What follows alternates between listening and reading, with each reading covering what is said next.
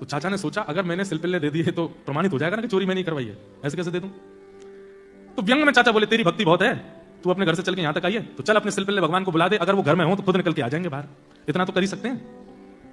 और कहते हैं श्री नाभा गोस्वामी जी, उस कन्या ने आर्त भाव से नेत्रों में अश्रु भराए और दोनों भुजा खड़े करके हाथ कांप रहे हैं, पैर कांप रहे हैं, होठ फड़फड़ा रहे हैं, हे मेरे सिलपिल्ले नाथ, यदि मैंने भाव से आपकी सेवा की हो, यदि मैंने आपसे बहुत प्रेम किया हो, यदि आपकी सेवा में कोई चूक ना की हो तो आप चल करके बाहर आ जाओ। इतना कहते ही उस सामान्य सा पत्थर हवा में तैरता हुआ आया और आकर के उस कन्या के हृदय से आकर के लग गया। सब देखते रह गए और सिलपिल्ले भगवान आकर के उस कन्या के हृदय से चिपक गए। बंधुओं, उस चाचा ने जब देखे कि अपने आप भीतर से पत्थर उड़ करके आया और आके हृदय से लग गया, तो तुरंत नतमस्तक हो गया। बोले कि जिस घर में ऐसी भक्त कन्या है उस घर से मैं विद्रोह मानूं। सारा धन लेकर के गए, अपने भैया को अर्पित कर दिया और भैया को जाके बताई बात। तब परिवार के घर के लोगों ने ये माना, वो अब तक तो यही मानते थे कि पत्थर से खेलती है, तब उनको विश्वास हुआ कि नहीं, ये तो साक्षात परमात्मा है।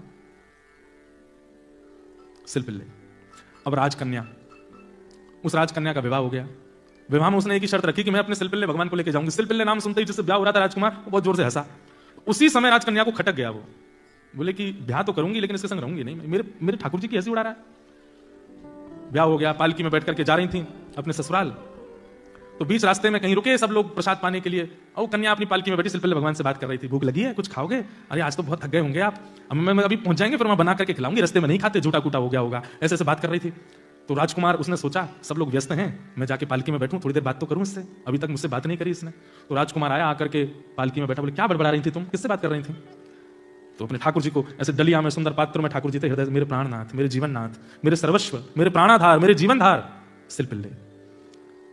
बोले सुन, तू कुछ भी बोला कर, ये प्राणनाथ मत बोला कर, तेरा प्राणनाथ मैं हूं। 7 फेरे होने के बाद जीवन भर तेरा प्राणनाथ मैं रहूंगा, ये पत्थर को प्राणनाथ मत बोला कर। ये सुनते ही राजकन्या तो पहले ही चिड़ी बैठी थी उससे। बोले तुम प्राणनाथ कैसे हो सकते हो? तुमको अपने प्राणों की पता है?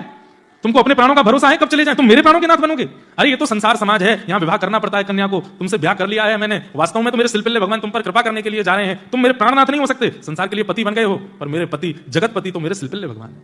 ये सुनकर के राजकुमार को क्रोध आया। तुरंत सिलपिल्ले भगवान जो उसके थे पत्थर उठा करके उस सरोवर में फेंक दिए। बोले ले, तेरे प्राणनाथ डूब गए नदी में, बुला ले। अब ये सुनकर के तो वो राजकन्या रोने लगी। दौड़ करके अपने प्राण त्यागने के लिए जैसे ही जाने लगी, सबने रोक लिया।